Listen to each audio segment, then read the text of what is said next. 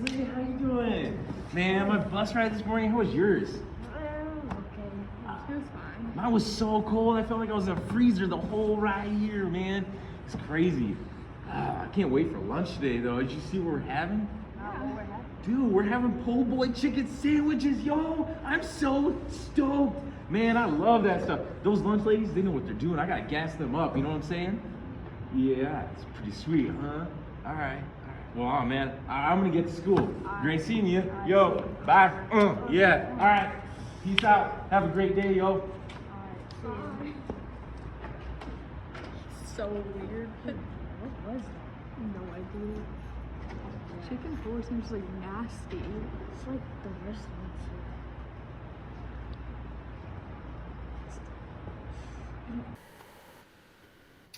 Hello, Tap Tigers. This is Mr. Gilchrist here, coming to you with this week's video character education piece that you'll be watching in your advisory. Today that I'm recording this, it's actually January 21st. This is the ice cold day. It currently is -1 degrees out, and you're all at home staying warm, hopefully. This week, we're talking about diversity and appreciating diversity. So for the video this week, I really wanted us to like shift our thoughts on what diversity is or what it could be. Whenever we talk about diversity, a lot of times people automatically go to, oh, ethnicity, color of its skin, male, female, all of that kind of thing. And I want us to kind of challenge ourselves and think about diversity in a little bit of a different way.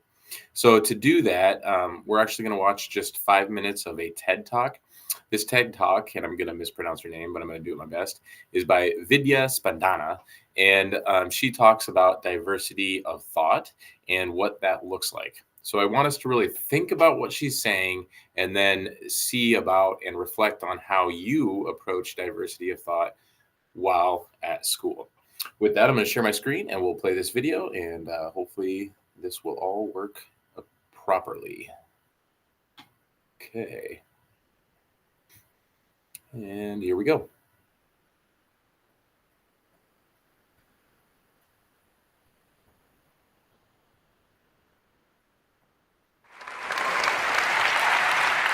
Hi, Portland. How are you all today? So my name is not pronounced Vidya Spandana. This is how it's spelled. So let's get that going. And it's pronounced Vidya Spandana. You want to give it a shot? Yeah, it's pretty good. So working in technology with a name like that, guess what I'm asked to talk about all the time? Any guesses? There you go. Diversity. I wonder why I get that topic. Maybe it's because I can get away with saying anything I want with a name like that. Or maybe it's because I don't really look like this dude. I'll take it. But anyway, guess what? I am going to talk to you about diversity today. But not in that corporate, we need 19 different ethnicities on our company website kind of way.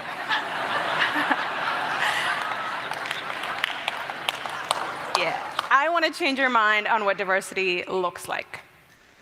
Diversity must be considered at the level of thought and perspective. We must go beyond defining diversity in terms of gender and race. Yeah. All right. So let's try something. Close your eyes, for reals. Take a deep breath. So now you're in the dark, with a bunch of thoughts just zipping around. Take a quick peek at what those thoughts are actually about. What are you thinking about? Here's what I'm thinking about. Actually, I'm not going to tell you what I'm thinking about right now. You can open your eyes. My point is, it's completely insane in our minds. Isn't it wonderful that we have the freedom of thought to think about anything we want? But just imagine what it would be like if every one of those thoughts was controlled, put in place by somebody else. You don't get to decide what you think about anymore. You don't get to have room in your mind for funny, quirky, weird, sick, random thoughts. All there is someone else's hopes and dreams, somebody else's frustrations, another person's likes and dislikes. What if your mind was controlled like this for the next 48 hours? What would that be like? What if you didn't have the freedom of thought for the next 6 weeks? You would be living in a kind of prison, wouldn't you? It is a prison. I'd know. I lived in that dark, choking, miserable mental prison for 10 years. My mind and my thoughts were so influenced that I couldn't have honestly told you what my favorite movie was. The people I'd hang out with, the hobbies I had, even the clothes I wore, none of them were truly mine. After high school, I spent about 10 years surrounded by a culture that regularly oppressed women and girls. A culture that believed that by definition, women were inferior to men. And by the end of those 10 years, I believed them. I believed that I was inferior, that I was worth next to nothing. I'd given up my mind to them, and I was considering giving up my life. Externally, I had the perfect life. My Facebook profile painted me as like the luckiest girl in the world. I had built a business that made millions. I had fancy houses, expensive cars, exotic vacations around the world. That was that life. But internally, this is what the landscape looked like.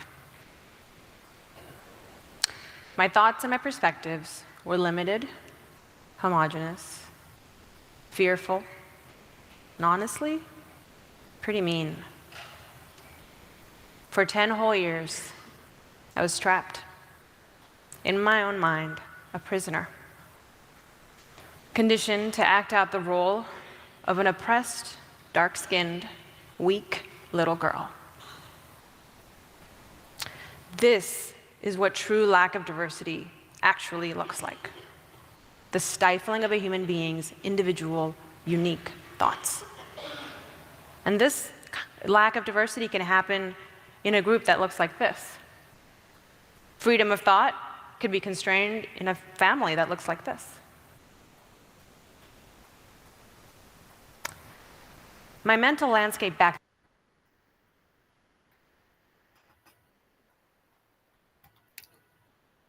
Okay, well, hopefully she was able to kind of set the foundation of what I wanted to talk about a little bit. She said some really important things that we need to take into account as human beings that share space when we come to school.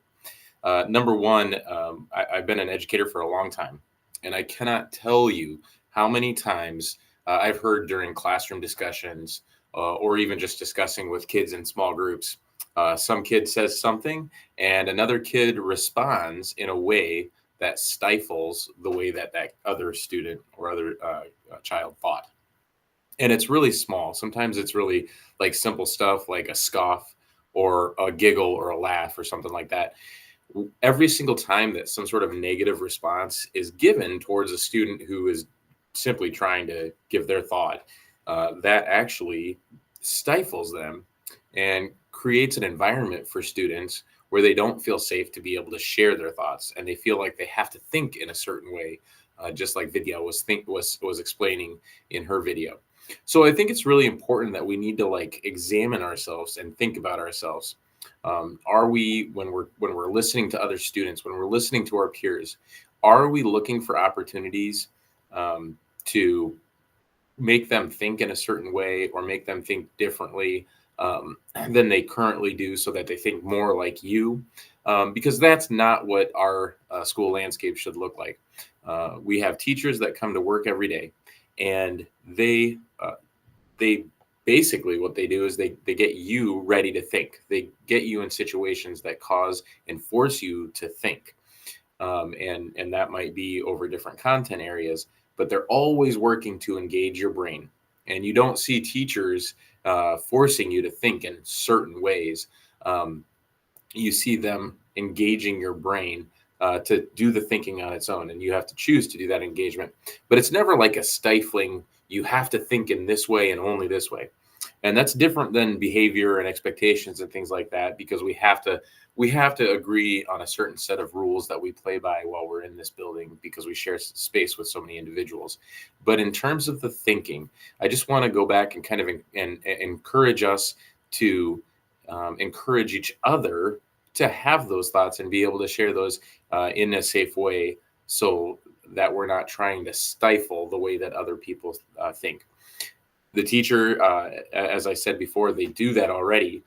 You as a student, though, you as a peer that works with other students, it's also your responsibility to make sure that you're engaging in a respectful manner. And when students have thoughts that are different than yours, you're respectful towards them. And you listen and you really try to understand versus making a sound or scoffing or something like that. Really try to encourage that. One of my favorite things to do actually is work with our Tier 1 team of teachers. Like I said, I think I've mentioned this to students before. We meet once a month and we look at data of the school, and then we create plans based on the needs of the data or what the data says.